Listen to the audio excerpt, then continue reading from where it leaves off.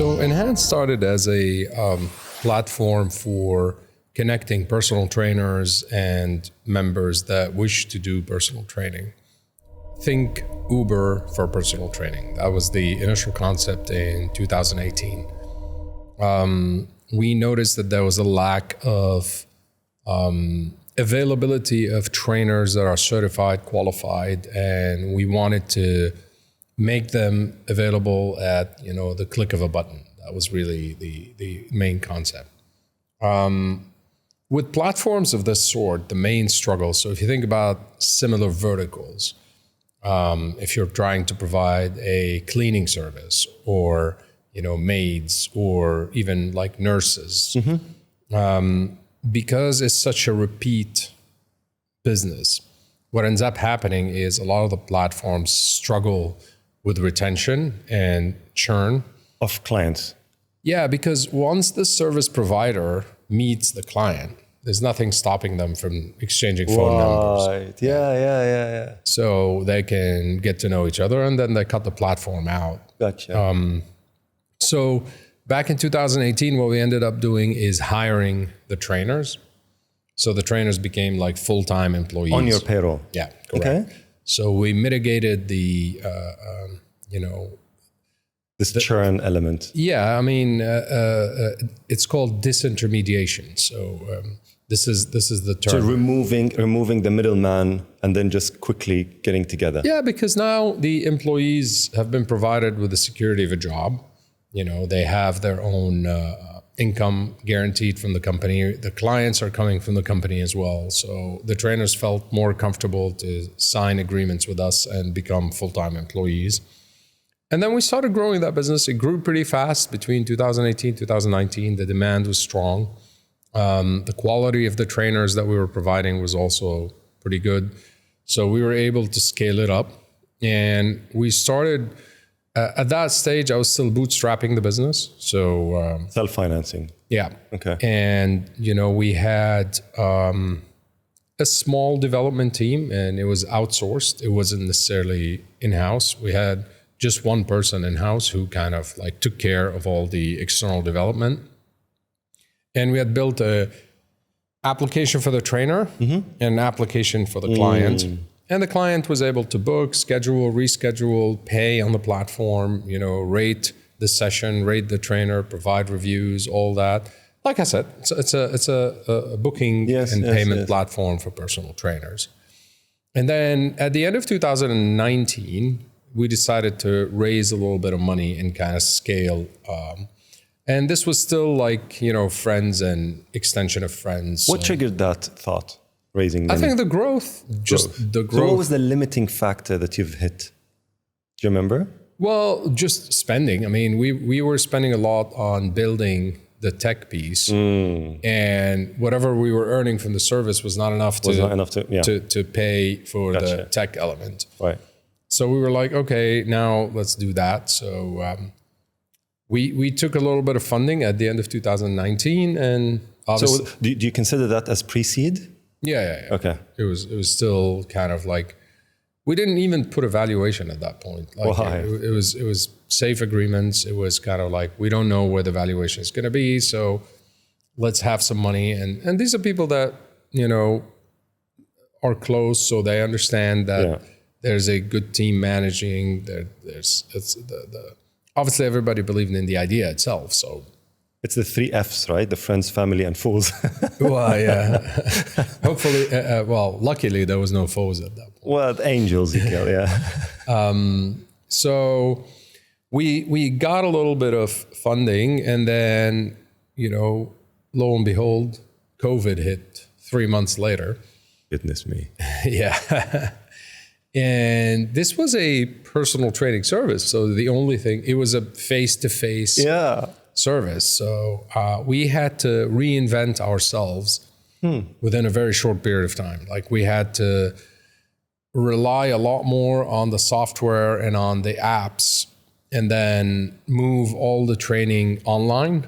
So, that was March, April of 2020. So and how long did it take you to kind of shift? We did it in 6 weeks. We did it, I think. Wow. I think what happened is we had the urgency. Yeah. Like we acted with a lot of urgency because there was, at that point, there was a huge uncertainty Exactly. on what's going to happen. And I remember that we spent about 6 weeks almost living in the office. Like everybody was just like doing whatever we needed to do in order to be able to switch. Because the trainers didn't really know how to train people online. They didn't have the experience. So we had to shift the tech and we had to shift the mentality of the trainers. That's another level of problem, like another layer on top of the complexity of the issue itself, the technology. Absolutely. And then, but resilience is very important in that kind of stages. So we had to really act fast and what ended up happening is we retained 100% of our staff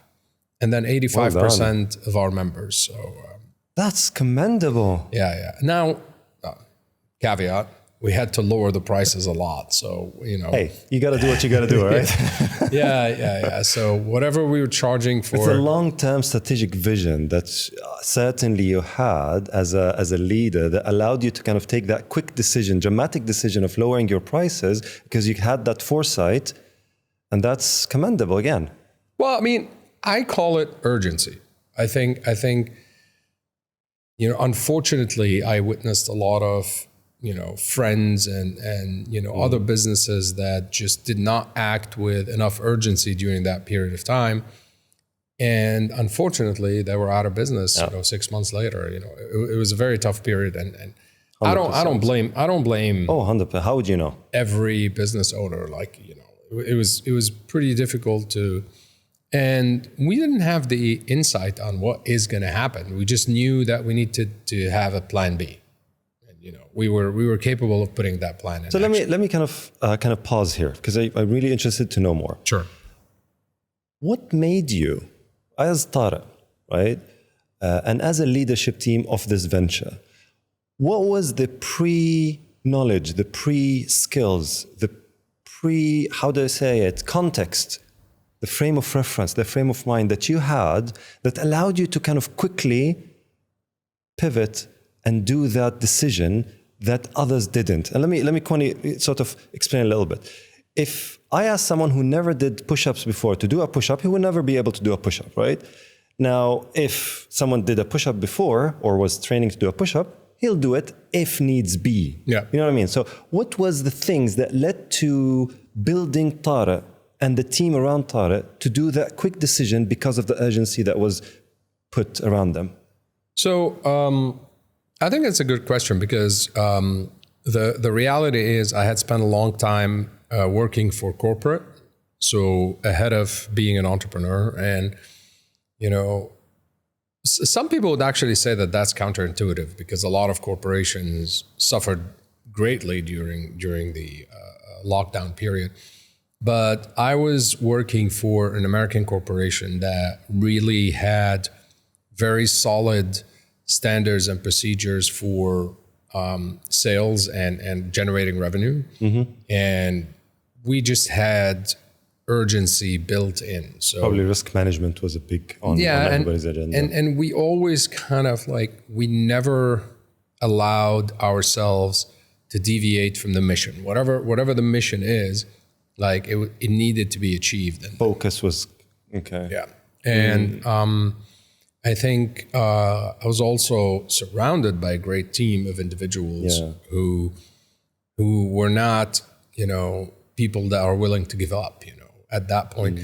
It's very important. I think most of the startups that I've seen rise and then decline, the majority of them fail because of individuals. They do not fail because of concept. They do not fail because of market strategy. Market fit, of course. I mean, I'm talking about those who have product market fit and those because those also can go down. Yes. But usually they can go down because of individuals. And if, let's say, your leadership bench has got 6-7 people, 10 max, and you get 2 or 3 wrong, that's sufficient to take the company down. True. It's sufficient to have 2 or 3 individuals who are not rowing in the same direction. That's 30% of the power, right?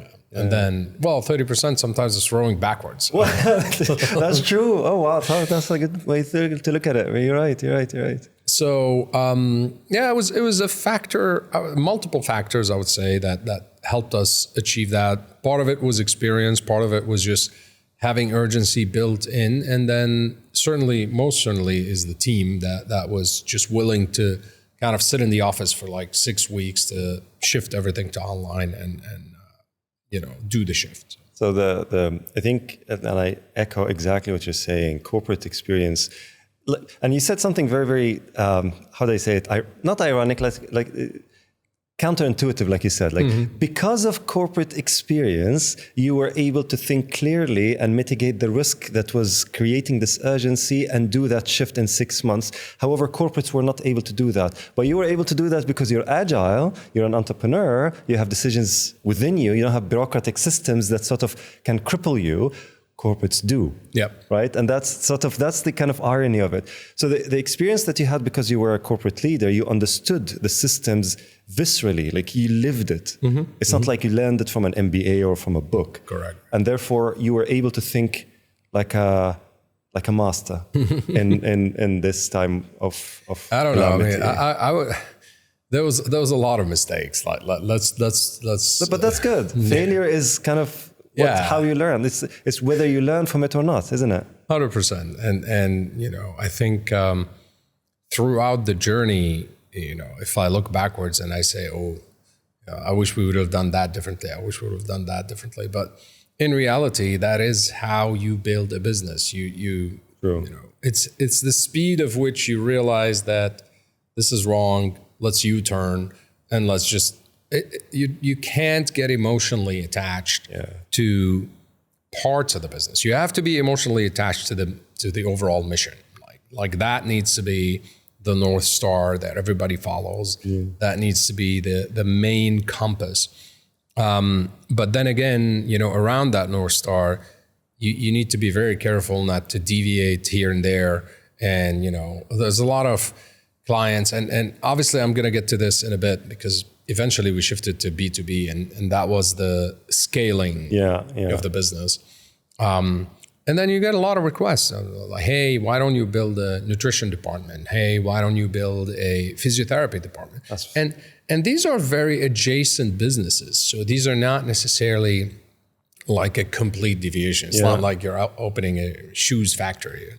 So, but still, it's not the core expertise. And if it's not core, you really need to be very careful on not just diving into random requests and diversifying the business way too early. Because you really need to master the core service and the core product in order for you to be able to kind of branch out into something else. But I think of it as, cultivating some sort of a vegetable. Let's say if you know how to, let's say you started cultivating corn and you had this field and you just sort of put all these seeds and then you failed and then you succeeded and all of a sudden you see all those sprouting coming up and the fruit or the vegetables coming out. And then someone says, hey, how about we do potatoes? Yeah. It's different, but it's adjacent. And let's say 90% of the expertise, or let's put it in your words, the resilience that you had can be repurposed into growing potatoes. Yeah. And that's exactly what you're saying, isn't it? Yeah, I mean, look, eventually I think the learnings we had and coming out of COVID were very advantageous in pushing us forward. But it wasn't until we signed an agreement with Gymnation, who is currently the largest HPLV in the region. HPLV being HVLP, high value, low price, meaning. So if you enter into Gymnation facilities, there's a lot of people. It's called the People's Gym, True. It's crazy. There's a lot of people inside, but we operate all the personal training business within Gymnation. And that's the B2B side of things, right? And it's been a symbiotic kind of partnership where they're excellent at doing what they do, which is operating a facility, choosing a great location, Yep. you know, getting great lease agreement, equipment deals, all these, they're brilliant at that part of the business. But, you know, when you observe gyms around the world, I think there's a intrinsic challenge with the personal training part, because it is almost like the similar concept that we were just discussing. It's like, oh, we're good at the gym. Well, let's start a personal training business. Actually, it's a very different business. You know, you're operating people, not machines. Exactly. So not facilities. Not facilities as well. Because the facility doesn't need much to run. I mean, you know, you got your people walking in, and of course you need to keep it maintained. You need to have somebody at the front desk, and you know, people cleaning the facility, all that. But operating, you know, 500 trainers is a completely different business. And I think that's where Gymnation said, okay, you know what? You run that business and you do it 100% on your own. And then we have an agreement where they benefit from that agreement, 100%. But it's worked, and you know, we've grown together. We were 2 homegrown brands. So, you know, because we started at the same time almost. I think we started 2018, they started 2019. And then we kind of like grew together. And I think that's where, you know, we moved from just being a direct to consumer platform to becoming more of a, you know, B2B service. We still have the direct to consumer platform. So we still send trainers to people's homes, you know, to community gyms, building gyms. So there's a lot of that's still happening. But, you know, obviously we also operate a lot of gyms around here, around Saudi, around other. So we've expanded to Saudi, we've expanded to Qatar. So now we are by far the largest independent provider of personal training. Amazing. So let me step back a bit, because it's part of the audience is entrepreneurs and rising entrepreneurs. And usually the first part, this bootstrapping, this kind of, I wouldn't say self-financing, because this is, I mean, you can take a loan, you can whatever, sell your house, whatever it is, right? Yeah. But the bootstrapping element and the experience that comes with it. So you mentioned something very instrumental. You said, because of your experience in corporates, but that comes with your gray hair. Indeed. The 25-year-old now switched off probably and went to watch TikTok or whatever. What do you tell them? I mean, they don't have corporate experience. Do they go and work for corporate for 10 years and then start their business? What do they do? I'm not against anybody starting a business regardless of their age. Like, I don't think that there's an age limit on when you should start a business. The only thing I should just, you know, share as an experience. And again, I don't like to give opinions, because opinions are based on not substantiated, you know, facts. I think the one thing you should not do is just start a business because you don't want to be employed. So that's a very good point. You know, starting a business because you don't want to be employed is a recipe for disaster, because, you know, it's really just diving from the top of the cliff and hoping you're going to learn how to fly on the way down. And that's a tough one. You know, there's managing people is a really, really hard thing to execute properly. And if you have not managed people before and you just start a business, you know, there's a lot of things that can go wrong. And you know, let alone, you know, managing finances, dealing with governments, understanding, you know, exactly how you do this, how you do that. Lead management, how do you get clients? How do you kind of, it's great. Advertising. Yeah, I mean, you can get, like, there's a lot of ways to generate leads online. There's a lot of, so let's say you're a bunch of 4 or 5 tech savvy people who, one of you knows how to generate leads, one of you knows how to develop backend, one of them knows how to develop mobile, and you could put a business together. Yeah, that could really be a good recipe to start something. The tricky part is, where do you go from there? Because so that's and this is my way of thinking, correct me if I'm wrong, that's the way to do it, because you said something and you just kind of brushed an assumption, which is you have someone who knows how to generate leads, so marketing and sales, or marketing. You have someone who is good with sales, who knows how to close, who knows how to set and everything else. You have someone who knows finance, so who knows sheets, balance, banking, whatever it is. Someone who knows the tech itself.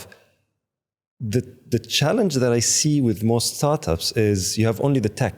Or a couple of those people. Yeah. So we can't just brush over this. So if you're someone who just know tech, know that this is probably 10% of the entire venture. Because like if you don't know everything else, you either acquire it through having the rest of the team, or develop your own skills and test, design for failure, fail, learn, and then do it again. Right? Yeah, and I think it's all important. And even if you put those people together, that's just the start. That's, I think, the most important part is that how do you keep those individuals motivated? How do you grow these individuals into bigger teams? And I think the HR piece is the most difficult piece. And when I say HR, it's not about like a department. Well, I'm not talking about the PRO that's doing the paperwork. I'm talking the contracts and the hiring and the firing. No. I'm talking about how do you keep a number of individuals who all believe in the same mission, who do not want to just come at 9:30 and leave sharp at 5. I'm not saying that there's anything wrong with that, but when you're a very small business, everybody has to do a lot more than what you do just in a corporation. The thrust should be crazy. Yeah. And these individuals need to all understand that they're all rowing in a very tiny boat, and there's storms coming, there's COVID coming, there's a lot of things that could just flip the boat within an instant. And so I would just say, in general for entrepreneurs, like have some experience into people management is absolutely, because that's just not something you can wing. You can just walk into a place and start telling people what to do, and they're going to say, oh yeah, sure. I'm just going to follow your lead blindly and not have an opinion. And expect that in 2 weeks, they'll stay the same. In 4 weeks, people are organic, unexpected creatures. Yeah. Today he's loyal or she's loyal. 10 months, who knows? Things change, and you can't blame anyone. It's not like it's no judgment here, right? Yeah. I mean, life happens. We've had a lot of people come and go. We've had a lot of people come and stay. We look for 3 main things when we're hiring. We look for integrity, number 1. How do you measure that? I'll get to that in a second. We look for intelligence and we look for energy. Okay. So these 3 criterias are hard criteria. Integrity, intelligence, and energy. And energy. I like the alliteration. Yeah, these are the 3 things we hire for. Now, brilliant. The skills are sort of the complementing of those. So if you do not have the skills to do anything, you could probably learn them, but you cannot learn integrity and intelligence and energy. Like these are things that need to be 100% built in. And we measure integrity. I mean, we have a system now in terms of ask the family. Well, we do a lot of background checks, that's for sure. I mean, especially for certain positions, we've learned the hard way, by the way. Like we've had some excellent hires in terms of on paper. If you look at the LinkedIn profile, if you look at the previous jobs, if you look at all this, you'd say, wow, I'm just getting, a absolute stunning person over here. And then they walk in and they're like, whoa, who is this? So I learned, like, when it's an important hire, I just call the previous, company, and I call them myself. I'm like, hey, I want to talk to you about this individual. What are your observations around this, and that? And then I have just a normal conversation with them. And then surprisingly, you would be sometimes pretty shocked with the answers you get. You're like, oh, wow, I didn't think that was the case. I mean, on paper, this person looks brilliant. And these people can crush it in the interview, by the way. Of course. Like especially now. I mean, you can rehearse it, you can do mock, you can do whatever, you can just script it. Yeah. And they can crush it in multiple interviews, not like just one. Like they can do 1, 2, 3, 4, and then they show you the real skin once they're in. Now I'm in, okay. Now you get to see the real me. So yeah, we've had a lot of, again, like I said, we've had a lot of mistakes. But I think what we've learned as well, specifically with people, is that we don't wait too long now when the hire is incorrect. Like we just have quick meetings. We provide constructive feedback for the person, and we say, hey, you give them opportunity. Yeah. This is not how we expect to operate in this role. You know, what we need is this, and that. And if they are capable of kind of shifting and delivering, then great. But if they're not capable, we just don't wait too long. I think we've also had, you know, a couple of situations in the past where we've hired people and then he's a good person or she's fine. Maybe she'll catch up. Let's give him one more try. You know, let's give her one more shot. And then you linger for another 2 months and then nothing changes. And then eventually I was like, oh, we're not doing this anymore. Like now, if somebody is just not a good fit for the team and they don't have the same level of integrity, intelligence, and, you know, energy, we just say, look, you know, and most of these people end up finding a better job somewhere else, some place that fits them, and you know, where their character is actually working, but, you know, just not necessarily with us. It's revealing how the discussion went directly into the culture as the main, let's say, predictor for the success of a startup, isn't it? Yeah. Like it's natural and this is, I get this from most founders. Yeah. Like I'm like, in part of my business is dealing with founders day in, day out. And they start by thinking that the problem is dealing with investors, the problem is dealing with the market fit, the problem is dealing with leads, the problem is dealing with the technology. None of that matter. And all of these are dwarfed compared to the culture of the organization, isn't it? Well, I mean, that's your baseline. So if you don't have that, everything else can happen, but you will still fail. So you will still be able to raise money. You will still be able to, you know, kind of push sales through. You will still be, but if you don't have the right culture, it is really difficult to continue. Like at some point, you're just going to face a major block. And because it's one thing when you're, you know, $1 million business, and to get to the $1 million is probably the most difficult part.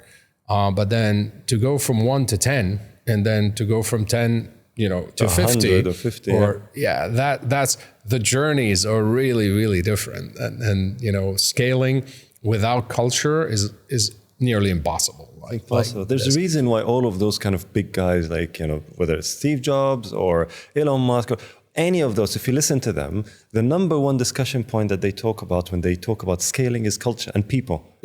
Yeah, because eventually, I mean, whatever product you have, whatever service you're providing, eventually, you know, you got to have people who believe in that mission as much as you do as a founder, and then you got to rely on them kind of pushing that forward. So, okay, so we have the idea, we have the experience. You don't have the experience, then get that experience, get the help from people around you who have that experience. Ask, be vulnerable in a way that you're able to listen for feedback, like I said, and pivot. This is very important, using the entrepreneur's language, pivot as quick as possible.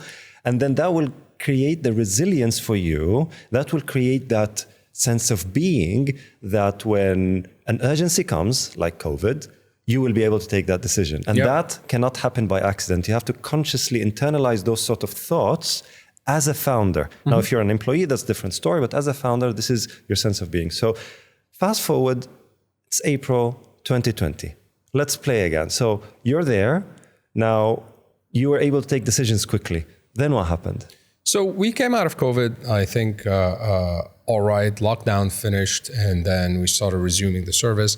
It was very timely because at that point, Gymnation had also started building more and more gyms. So we started scaling the business quite fast. And, you know, sometimes, you know, مصائب قوم عند قوم فوائد. Sorry, I'm plugging in. There was a lot of people who shut down. True. So there was a lot of gyms that shut down, a lot of people who had small personal training businesses that also shut down.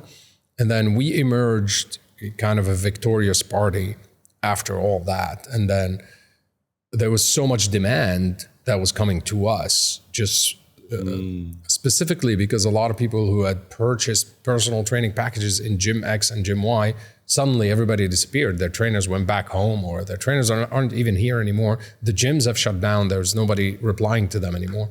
So we started absorbing a lot of that, and then we started scaling very quickly. And Gymnation are great. I mean, they're very sharp business people, and they were capable of scaling very quickly. So now we entered a new era of the business. So now we've established that this is a service that is in demand. The tech-enabled piece has allowed us to make it much easier for us to continue to scale, but it wasn't enough. Like now we needed to think about our digital functions more as a software and not just as a booking application between the trainer and What do you mean by that? So what I mean is personal training is a very volume-based business, meaning that you need 15 people in this location, 25 people in that location, 30 people in this location. So there's a lot of humans delivering a service, to a lot of individuals, because on average, every trainer would have anywhere between 15 to 25 clients, and At a time.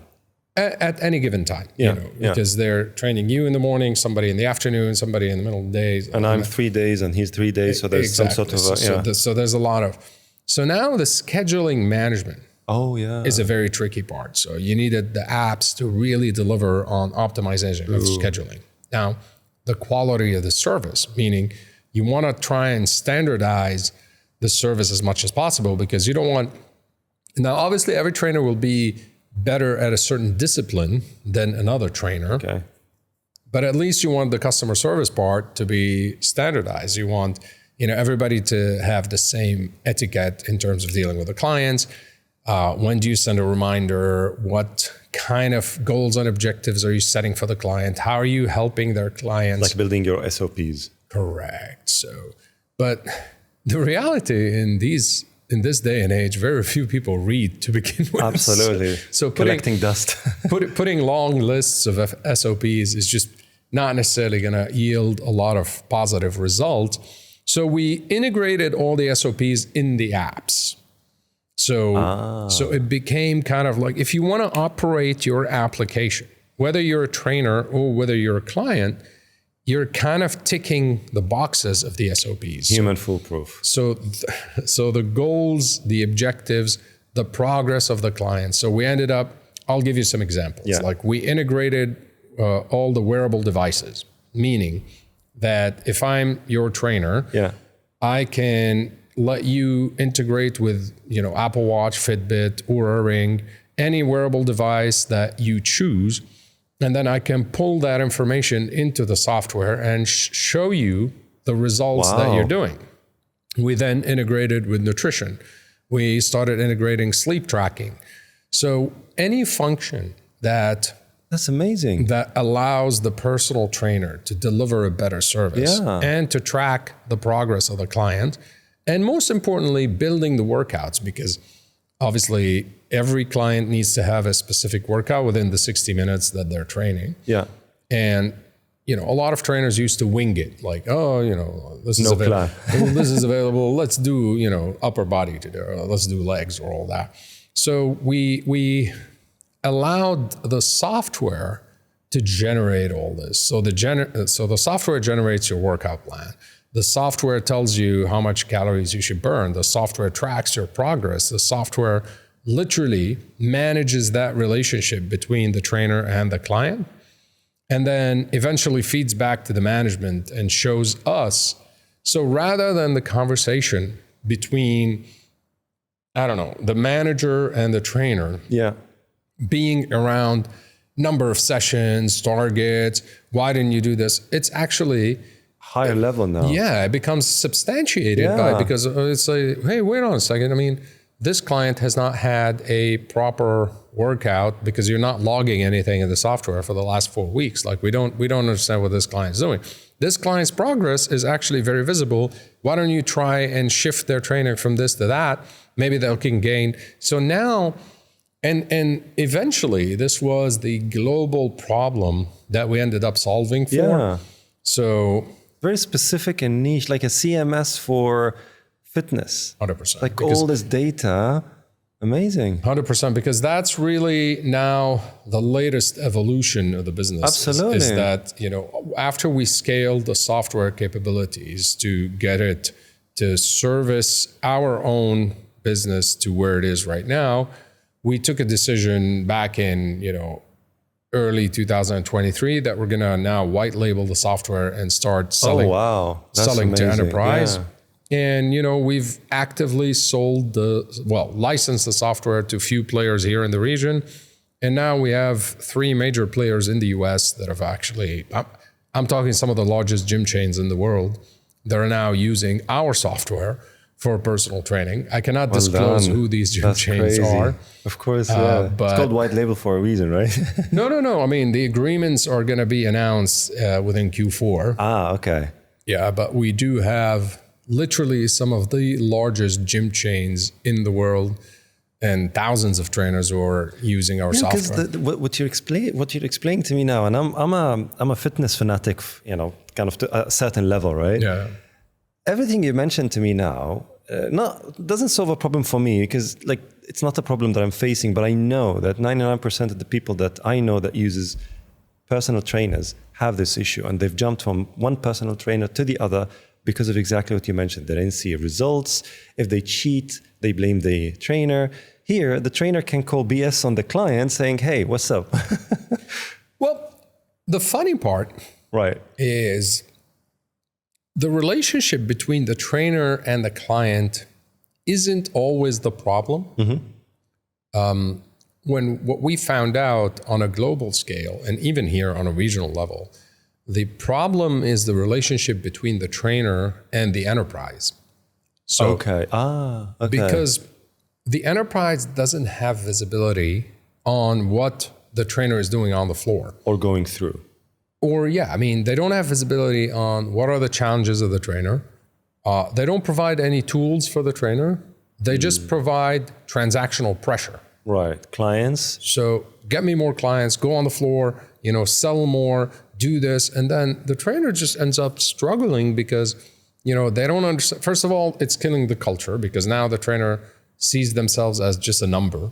And that's what they are. A lot of businesses, enterprise gym chains just end up treating the trainer like, you're a number. And that's what you need to do. And go on the floor, find more clients, sell more, sell supplements, sell this, sell upsell, that. cross-sell. And then in the meantime, they're not providing any tools for the trainer to facilitate, to help them achieve that. So our software ended up solving mainly the relationship between the enterprise and the trainer, meaning that now, and again, most of the clients end up leaving because the trainers leave the business. So what happens is, some businesses that we met have a 200% churn of personnel per year. That's crazy. Meaning that the entire staff is leaving every 6 months. Twice a year. So imagine now when you're thinking about those businesses, it's almost impossible to retain the clients because that first part of the triangle is completely broken. So now there's no chance to fix the relationship between the members and the enterprise because the enterprise has no clue who the members are to begin with. So I think that's really how we got to a place where, we are now, which is we have a very solid business here in the region. It's on track to generate about 20 million in revenues, well done. US dollars. And annually. Yes. Yeah. And then we have the software business, which is on track to, overtake these numbers very quickly because obviously software is much faster to scale. And that's, we haven't even touched on the fundraising part. Yeah, exactly. We'll come to that because this is all kind of prerequisites. I mean, this is one of the things that most of the people who want to go into the entrepreneurship field, the first thing they think about is fundraising. Fundraising is like, okay, just hold on. Yeah. What did you do to even deserve that seat in front of the investor to talk about? I mean, a PowerPoint slide, a charismatic sort of, ability to articulate your thought, that's nothing. Anyone can do that. It's just that your ability to create something that is sustainable, that has a problem that is solving at a level where it creates a barrier to entry for others to copy.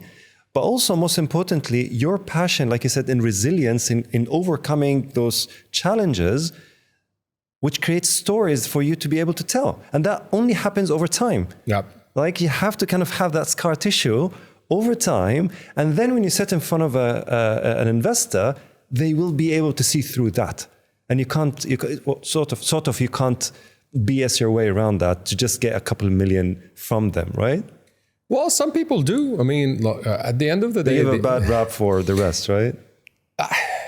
Let me put it this way. Yeah. I mean, the investors are not insulated from making their own mistakes either. I mean, the whole game of venture capital is you have to spread your bets as wisely and as accurately as possible, but you will also know that some of these bets are going to just go to nothing. True. I mean, and that's the reality. Is there's no way you can build enough criteria. And I think the venture capital business in the region has matured a lot. If you want to compare to where it was in 2012, 2013, the last 10 years have been awesome in terms of having a lot of great new names, a lot of, international names coming to the region. So that part of the business. But I think also to go back and address the entrepreneurs is venture capital is just the beginning. So that, yes, when you get that ticket, it's not, oh yeah, we've won. We've done it. No, that's just like, okay, now here's the door, come on in. And now the game begins. So there's a lot. The hard part starts after. Yeah. And also venture capital is not like, I've met so many entrepreneurs who would tell me like, yeah, I met 3 investors and I think one of them is going to go forward. And I'm like, you met 3. Why don't you try 300? Because if you're expecting 1 out of 3 investors to close, then you'll have, a lot more entrepreneurs around. So it's not even the ratio of sales.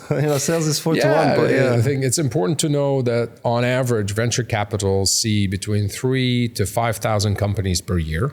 Every venture capital firm has to see between 3,000 to 5,000, pitches, and now a lot of ideas. A lot of these pitches would be like, I don't know, some very random, So there's a lot that they can discard, but in terms of the meetings they do, and probably they have to meet at least 200, 300, sometimes 500 businesses per year in order for them to invest in 5, 7. Makes sense. Yeah.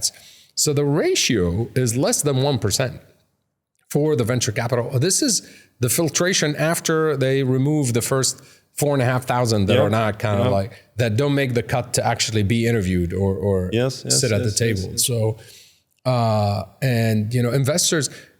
entrepreneurs have to know these numbers. Like, you can't, as an entrepreneur, to consider that, oh yeah, I met like 4 or 5 companies. Like you need to meet so many in order to have the odds in your favor. Yeah, and there's a lot of things, there's first you have to understand the thesis of investment that this venture capital firm has. Some of them only invest in fintech, some of them only invest sustainability, agri-tech. They have specific agendas. True. And of course, they don't know that entrepreneurs most of the entrepreneurs that I mean come. That's part of the maturity of the region, isn't it? Yeah, and I think you need to have enough diligence into asking the right questions, understanding what this venture capital firm does. And yes, of course, you've got a lot of VCs who are sector agnostic and they're happy to take a more opportunistic approach to, okay, this company has a lot of potential, it's got the right team, even if it's not our direct thesis, but it still ticks the box, you know. So that can happen, but you need to do your homework as an entrepreneur. You need to be willing to, like before we approached VCs, first of all, it took us like 2.5 years. Before. So you incorporated. Yeah. And then you started working on your product or idea, and then you acquired customers. So you had some sort of a cash flow. Absolutely. Right? And then 2.5 years later, then you started thinking about approaching. I mean, I'm not saying that this is the road that everybody should take. This is what we did. We started, so the business launched in 2018, completely bootstrapped, 2 years. So we raised the first set of funding in the end of 2019. So we had literally been operating for a year and 9 months before we raised the first. And was it from VCs or angel investors? No, this was like friends. This is the first angel round. Investors, angel investors, so people that I knew, but they already saw, of course, revenues. They tried the application, they tried the trainers, they understood that. They saw some dashboards with transactions. Yeah. There's a it's business. Not a PowerPoint slide or a video animation. No, there's a business that is up and running. You know, I had to take a massive amount of loans to survive these 2 years, which again, I don't advise because I was putting my neck on the table in a way that I don't necessarily recommend that, because that is a kind of pressure that is not for everybody. What do you recommend?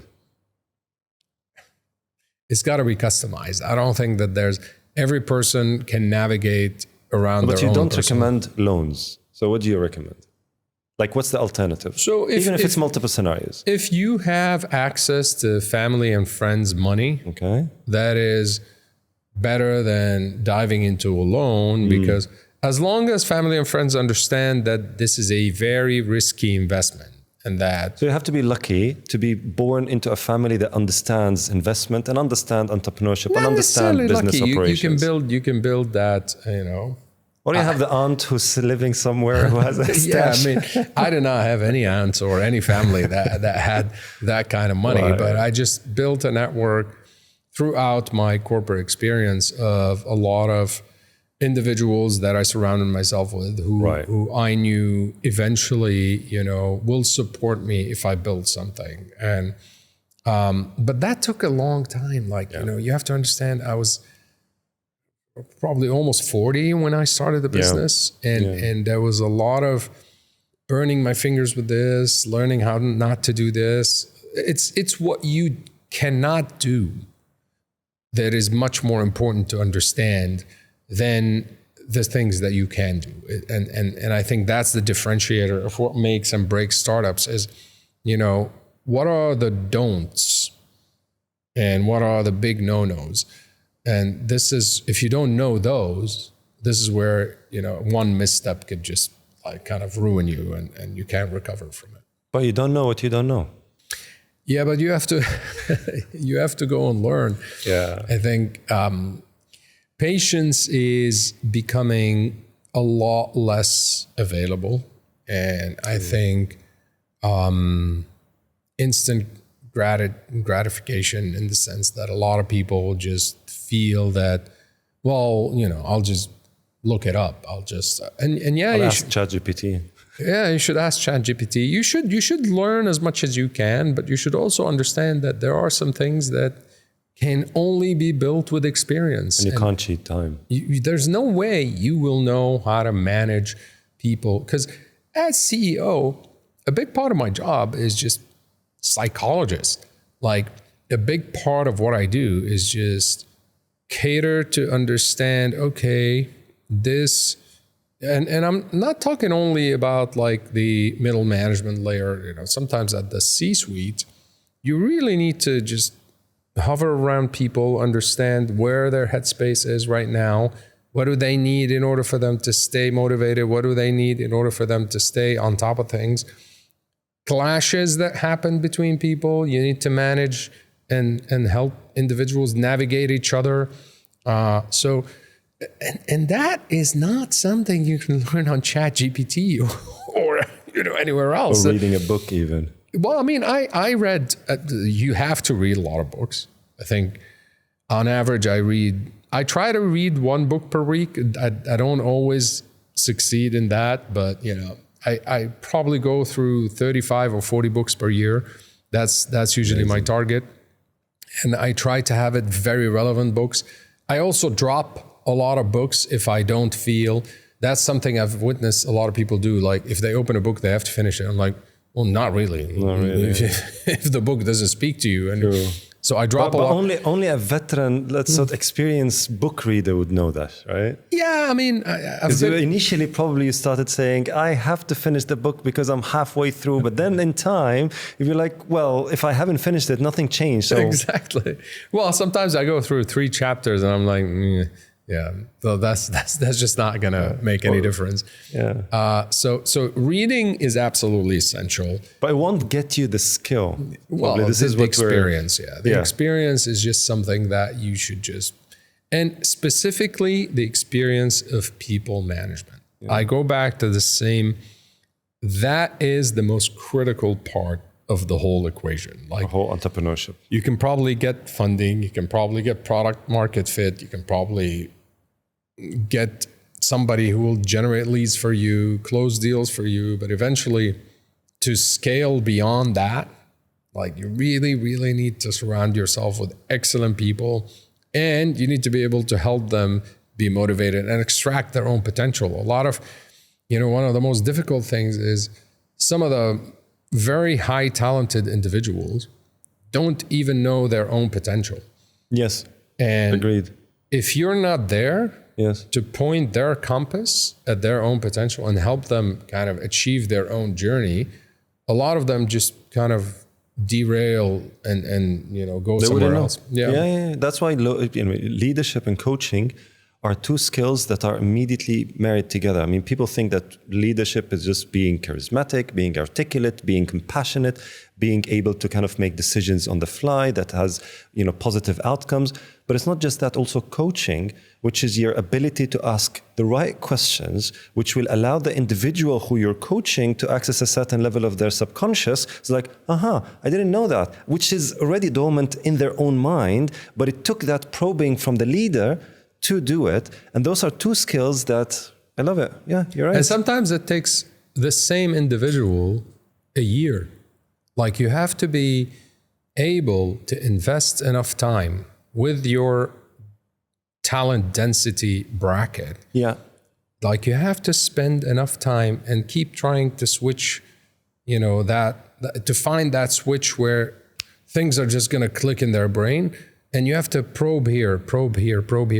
And then one day you ask them that question. And then you could see everything lights up. And I'm like, oh my God, like I could do much more. And you're like, yes, you can. And then that's where you start seeing like individuals just go way beyond what they used to be able to do. And that's impossible to do when you're like, I don't know, a certain age, because unless you were naturally gifted at people management which is, I don't know if that exists. Yeah. True. And it's easy to fall into the ego of thinking that you are, because it's like very, very easy. And I've seen lots. I mean, part of my business here is doing exactly everything that you're doing, helping either corporate leaders or founders.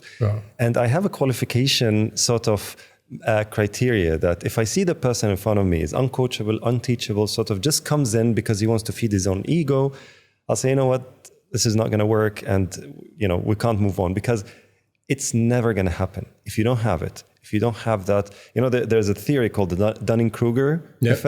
So if you're there at the top of that mount, there's nothing you can do, not at all, right? And I call it people who have arrived. Arrived? What do you mean? Like I have arrived. Oh, yes. Okay, there's not like, I've done it. I do a lot of like sessions with middle management leadership. And then I say the moment you arrive, or the moment you think you have arrived, is the moment you start failing. Like that's the moment where I have arrived. And we have a joke, it's a running joke in the office. When we say, oh, this person has arrived, and this person is on their way out. Because it's crazy that and that's the I love what you said, that you're a psychologist, because this is exactly this.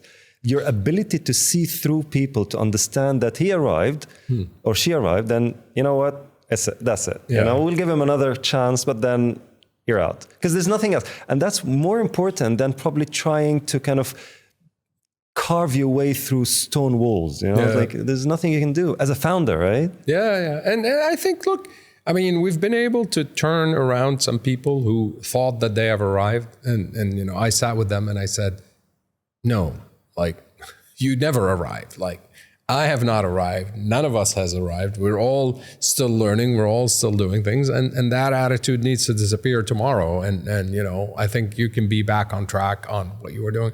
I think also it depends, we're all humans. So sometimes you're surrounded by, or you get a new family member. Yeah.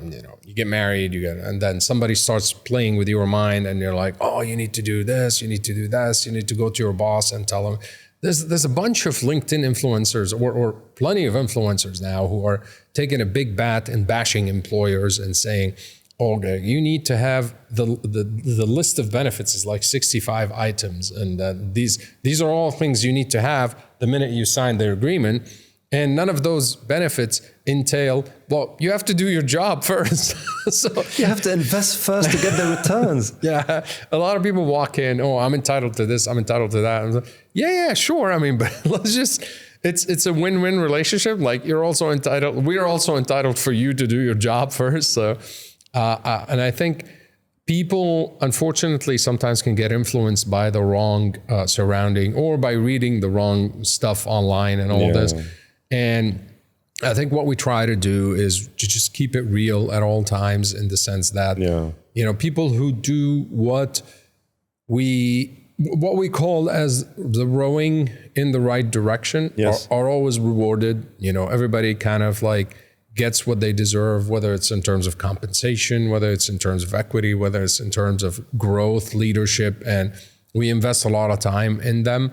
And then people who just turn kind of sour and expect a lot more than what, realistically the business can provide. Yeah. We have an honest conversation and we say, hey, that's just not for you. And don't get me wrong, there's a massive amount, specifically in this region, of corporations who are paying obscene salaries and, obscene, but is that sustainable? And you should ask yourself, are you going to go in, get that job, get paid this much, get away with doing nothing, or, the minimal amount of work that you should do, and sustain it? Maybe. I don't know. Maybe. If you can, more power to you, right? So this is the culture. Yeah. And this is what the founders' sort of characteristics. And, the way you described it, it's very organic. So you can't just say, you see a person as a leader, as a founder, you look at them, and then at the right moment, you ask the question, you kind of tap into their potential. And imagine if you do that at scale, then the whole thing just skyrockets, right? And that's what founders should do and must do to be able to grow, right? So let's kind of go a little bit outside of the venture itself. Let's look at the region. Let's look at the macro level, right?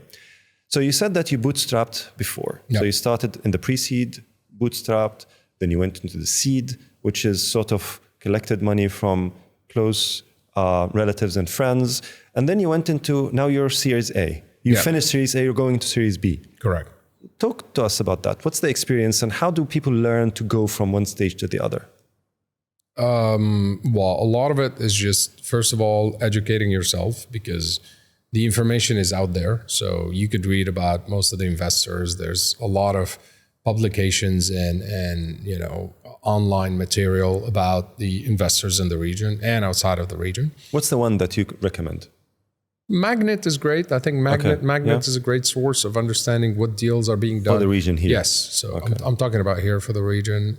This is one. There's many. There's a lot of podcasts. There's a lot of places where, there's even online accounts that speak about, like I'm talking online social media accounts.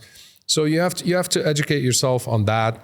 And then you have to also understand what are investors looking for. So when you come and you present your business, your story needs to be so iron tight, like airtight, sorry. Like you need to have every piece of information understood so well, and you need to understand every piece of your story down to the financials, down to, like, I hear a lot of entrepreneurs who say, yeah, I'm not a finance guy. Yeah. I'm like, well, then you're not a founder. What do you mean? Like, you're not a finance guy? But we're not asking you to build the Excel models yourself, but you can't not understand your numbers. Like, that is just like that's absurd. Like, that's an immediate red flag to any investor. If they look at you and they're like, this guy doesn't even know what a gross margin is, let alone, net margin. And they're not, and they'll tell you, oh, I can give you, sure, there is a part of the business that should be done by a director of finance and later on a CFO or all that. Of course. And that's not necessarily the founder themselves, but if a founder has never read a contract, if a founder has never really looked at an Excel sheet and understood the margins and where the expenses are and the reports and the dashboards and all of that sort of stuff. If a founder does not understand what government relationships mean and where they're playing in terms of their own game, can they expand to nearby markets? Can they operate in Saudi? Can they operate in Abu Dhabi? Can they expand to the US? All of that, you need to have at least some sort of roadmap that you can visualize as a founder in order for the investors to be able to visualize it with you. And if you don't have that, like, the investors are just going to see through it very quickly. Course, yeah. And, there's plenty of investors that are founder friendly here, and I think it's getting better and better. We were very lucky to get Global Ventures as our investors in Series A, which was about 3.5 years ago. And, Global Ventures are literally top notch in terms of local venture capital that is extremely founder friendly and that brings a lot of experience and value to the founders. Not just money. Yeah, exactly. And that's important. I think if there's one advice that I hear from you is that if you look for an investor, make sure it's not just giving you money. Of course, because eventually, sometimes you might need to just take money, but you need to understand that the conditions need to be similar to, so the transaction need to reflect that. So if you're taking just money, that just money cannot have a board seat. That just money cannot have a decision. Bargain your way through it. Oh, nice. Well, okay. Sometimes if you just need, sometimes you can need a short-term loan, or access a certain networks. Yeah, that does not have to be a strategic investor. But if you're getting somebody that is, a core equity partner, you need to understand that they're partners. You need to understand. They need to understand they have a vested interest in the growth of the organization and everything that comes with it. And, Global Ventures have been brilliant at being partners. We've felt, that these guys are literally our partners from day one. And some of our angel investors as well have been the same. They've been for us every time we needed them. They've been in terms of value, introductions, bringing, very powerful names to the, because, there is nobody that is self-made. Like, there are people who work on expanding their networks so that there's enough, the amount of people who have helped me on this journey and the amount of people that have made this journey possible is countless. Wow. Like, it's hundreds of people that have, showed me this rope and brought this person and brought this introduction and brought this funding or brought this. And no matter what we've done as a team, no matter what I've done as an individual, it would have never been possible without the network and the help that we've got along the way. Yeah. So, this is also another thing about the I have arrived. You have arrived where? Like, and how? Like, nobody arrives anywhere without the help of 600 other people. So this is always a puzzling attitude for me. Like, people who say, I've done it. You've done what? Like, I can immediately go to any person who has arrived and point at least 600 people that have made the journey possible for them. And that's, if they have not sorry for my language, screwed some of that people on the list. So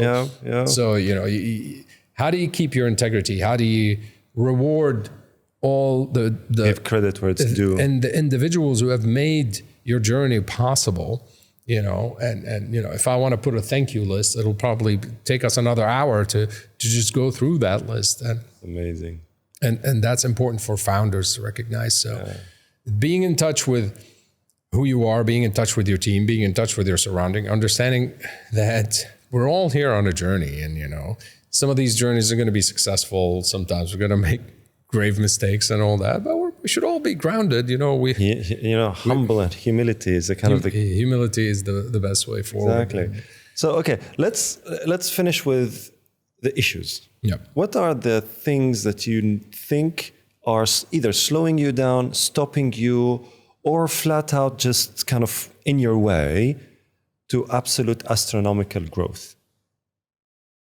I'm not talking about the little things, that employee, or like at a macro level, right? Issues. So if I track back to the journey, so the initial issue we had when we were building for Series A was that we were a new business, in the sense that a lot of the businesses that have made it in the region were copycat models of a US-based company, a UK-based company, and all this. And it was kind of a successful iteration. Like this happened in the US, it succeeded. We do it here in the Middle East, we do it really well. And there's been companies that have become, brilliant billion-dollar companies at just taking a foreign concept, applying it here and in the region. Yeah. And we've seen some of those exits on some of the really large names. So there's nothing wrong with that. There's actually it's a much easier road with the investors. Yeah. Like the investors still like an artist, right? Exactly. Yeah. The investors are much more comfortable knowing that this is it worked somewhere else. Yeah. So this is the first challenge we faced back when we were talking about Series A, because we were like, every time I would approach an investor and say, hey, we're building a tech-enabled platform, which is for personal training, and then eventually it's going to become a software, and the question will be, so who has done this in the world before you? Right. And I'll be, I don't know, no one. And then the meeting would pretty much end there. Like, is this worldwide or just here? I think, but that was also part of the maturity of the venture capital business. Gotcha. It was a lot of it. So it took us meeting global ventures who kind of understood, oh, there's something here. Like, wait a second, these guys are not copying a model, but they're onto something. And then, it worked. Gotcha. So I think now where we are today is because we're scaling to Series B. Yeah. A big part of where we're going to scale is the US market. And, there isn't enough SaaS in the region for us. So even if we sell the software... There isn't? Even if we sell the software to all the gyms in the region, to all of them, it won't be enough. Like, seriously? Yeah. I mean, because... Is it that small? Well, I mean... like, what do you mean by region? Middle East or is it GCC? Middle East. Wow. So, because let's talk about the gyms. I mean, Lead Gem, which is the biggest in the region. Are you counting on your finger?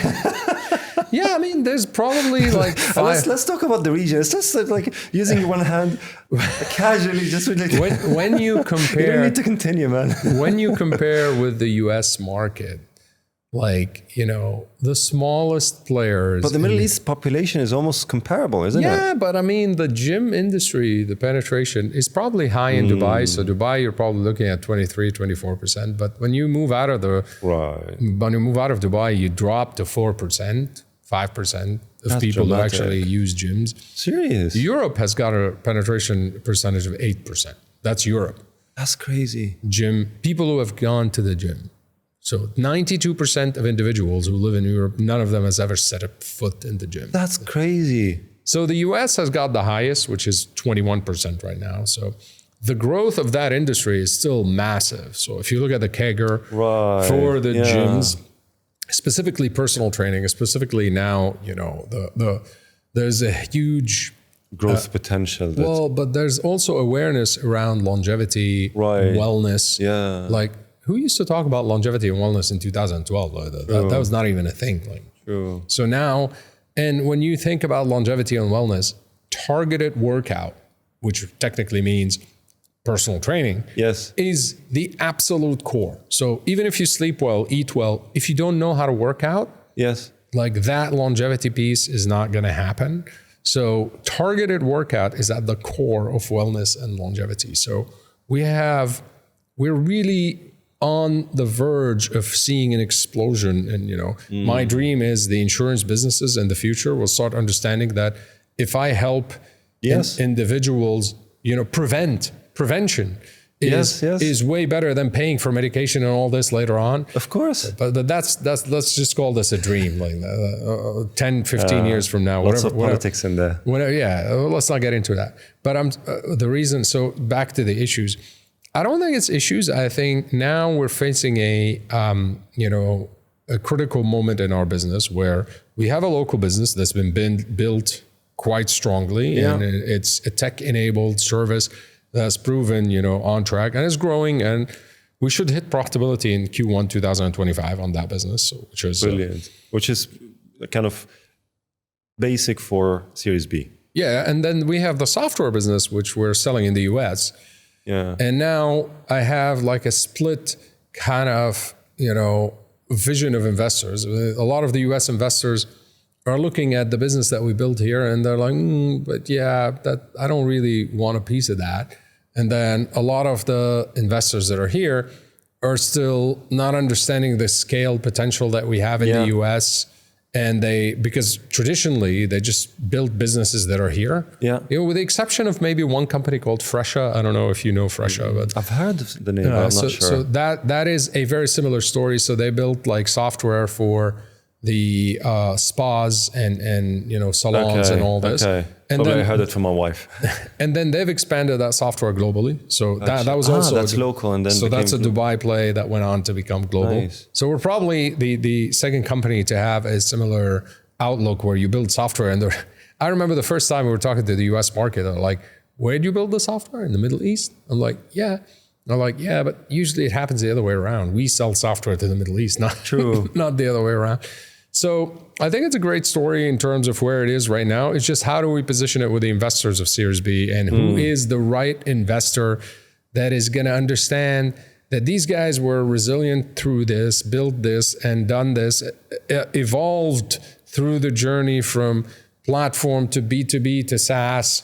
And now they're, expanding on a global level. They can see the trend and understand the forecast based on the trend. But also understand that, it's not just I want to value this piece of the business at this and value that piece of the business at that. It's not a multiplier of 6 on. Well, I don't know. I mean, because the devil is in the details. I know, yeah. So now the devil is really in the details of how do we get to that, correct investor who's going to see the bigger picture of all what we've built together and not want to break it into pieces and say, well, this is that, you go and do this with it, and this is that, and we want a piece of this only and not a piece of that only.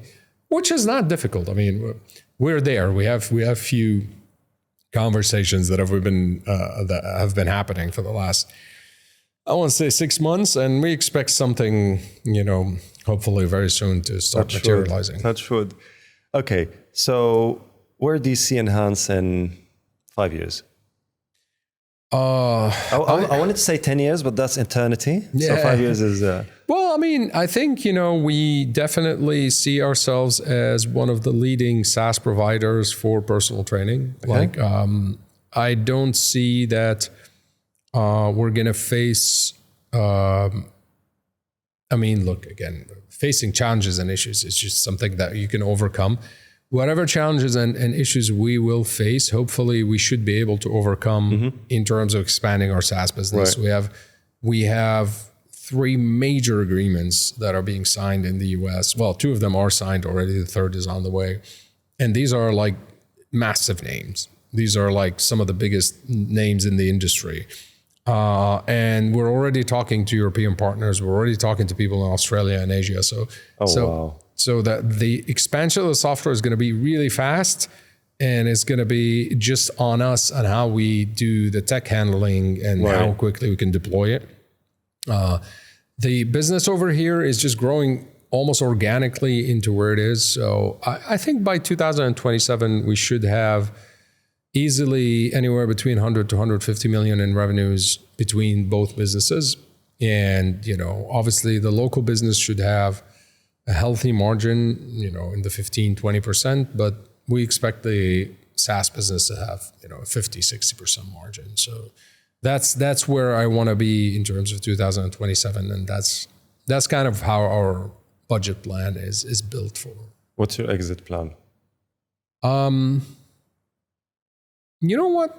I don't think too much about the exit. I just think that making the business profitable is my... Don't you think planning for that as a destination? Sure. I mean...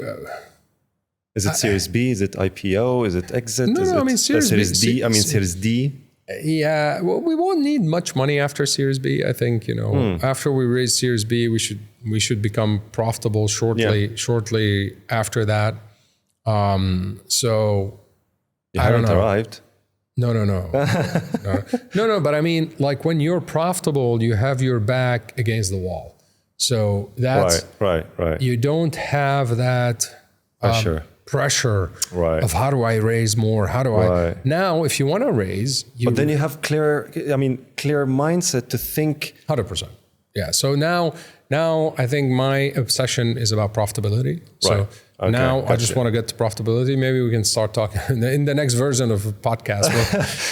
I'll tell you what, Tarek, you need to be on more podcasts. I know you do podcasts. You need to be on more podcasts just to make sure that every story, because I know one podcast will never be enough. I mean, we've been talking now for over an hour and I have to stop now because otherwise it's too long. I can sit with you and talk for hours, but seriously, your stories are amazing. Thank you. The way you're able to kind of conduct your the learnings from your stories that people can understand in a very pragmatic way. Like it's not just fluff, and that tells something about your own. How do I say it? In the trenches, like you said, bootstrapping. You can't make this up. Yeah. I mean, you can't read the book and then say what you said. So I'm really honored, and thank you very much for being on this. Well, thank you. I've enjoyed it as well.